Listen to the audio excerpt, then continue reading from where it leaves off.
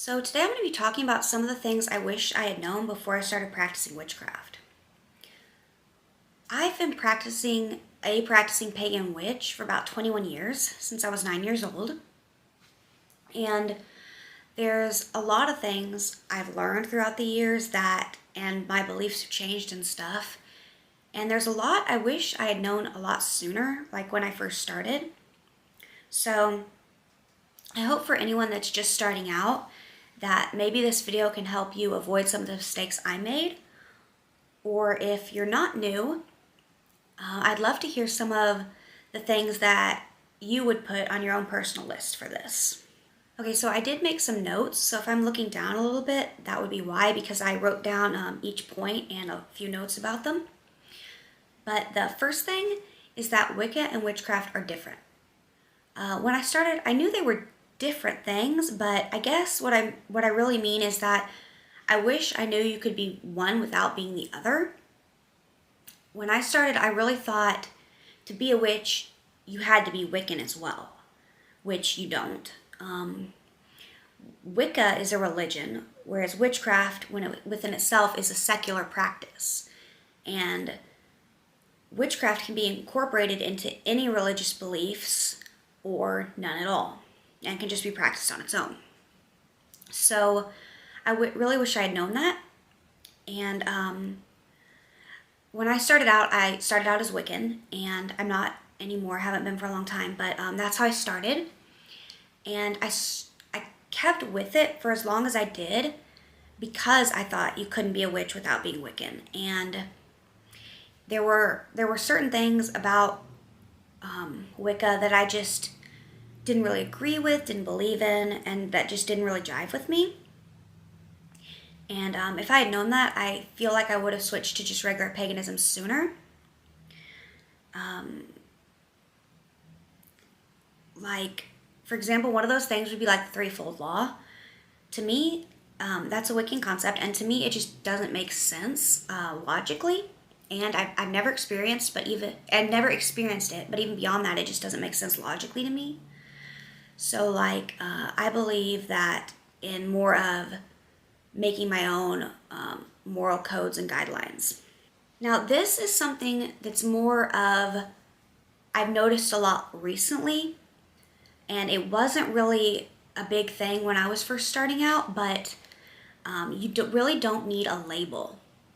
You don't need to define yourself as a certain type of witch, especially when you're first starting out. I think labels like saying, oh, I'm a green witch, I'm a hedge witch, I'm a whatever. I think the main reason they're useful is not to you personally, but is when you're talking to other people in the community, like the pagan witchcraft community, so that you can say, oh, I'm a green witch, and the other person or people will get a very general, basic understanding of the kind of stuff you do. But within your own practice, especially as a solitary, it's not important at all to label yourself. And as you grow and progress in your practice and as a person, your path is going to change. It's not going to stay the same. So even if you start out as, say, a green witch, you could end up being something completely different and totally go away from that. You could start out with, like I did, with much more traditional Wicca witchcraft, and now I don't really do that much, the traditional big huge rituals, all the fanfare and all that anymore. You know, my path has very much changed since I first started. So you really just don't need a label. You don't need special tools and supplies to practice witchcraft. When I first started, it wasn't like anyone was pressuring me to buy tools or something. There wasn't like social media like there is now, where people are like showing off hauls and doing their tools and stuff like that, showing off their stuff and all that. And I didn't have access to a lot of books or anything, so I wasn't like reading those books that said like, here's your list of supplies you need. And but it was very much just kind of talked about, and I felt like I did need certain tools, and I wish I had known that I didn't. and that even when I was a little bit more into it, I got that feeling again where I needed tools, and I think it's better to really use what you already have when you're first starting out. And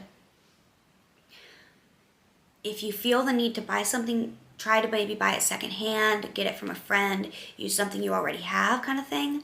Because again, going back to your path is going to change and stuff. So, and you may not even like using the tool, or end up, or maybe you do, but then later on, like in a couple months, your path and your practice ends up changing, and you decide you don't need that anymore.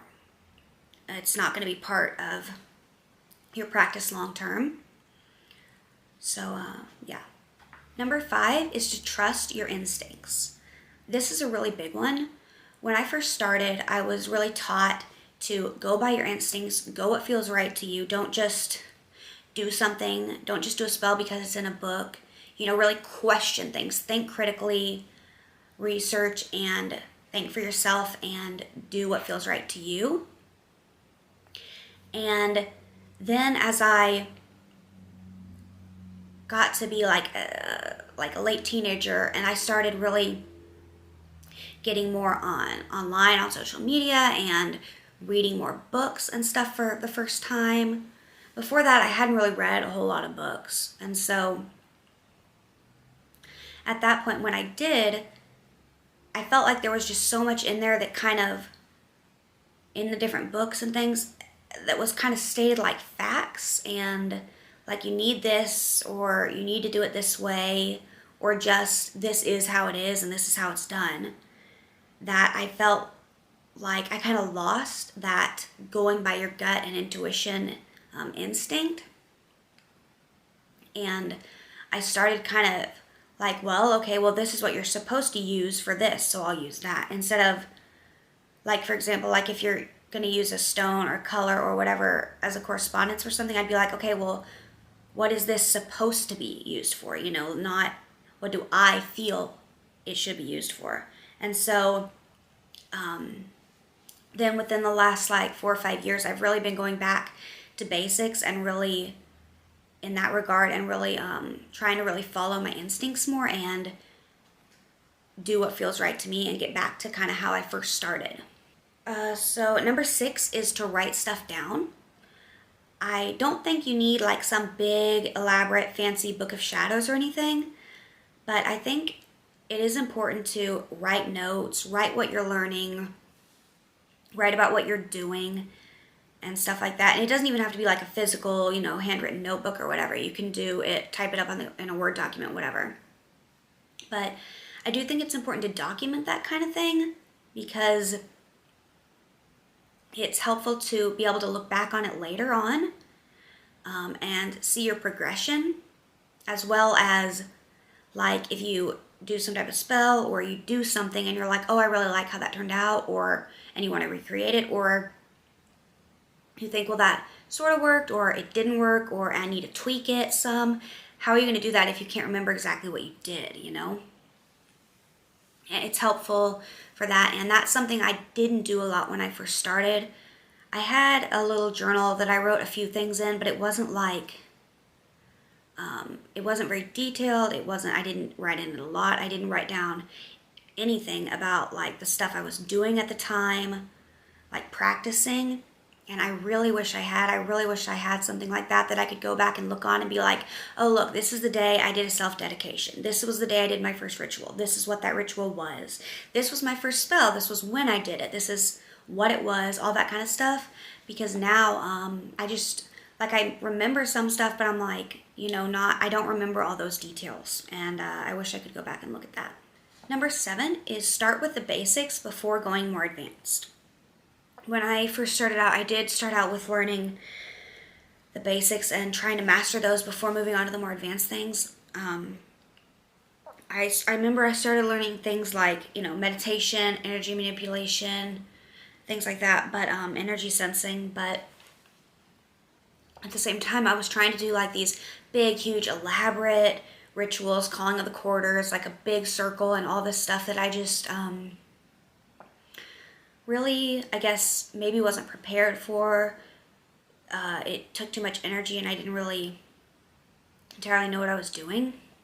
So I think it's really good to start basic and build your way up. Alright, so that's really all I have for this video.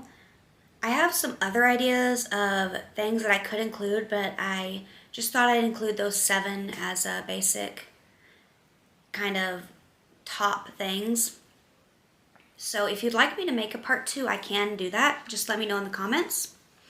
So I hope you found this video helpful, and I'd love to hear in the comments if you made any of these same mistakes I did, or any other things you wish you had known before you started practicing witchcraft. If you enjoyed this video, I'd really appreciate it if you would subscribe. I'm really trying to make it to 1,000 subscribers this year, preferably like in the first 6 months of the year, but at least by the end. So that would mean a whole lot to me. I'd really appreciate it. Like the video, leave a comment, and hit the bell icon to be notified anytime I upload a new video. Alright, bye guys!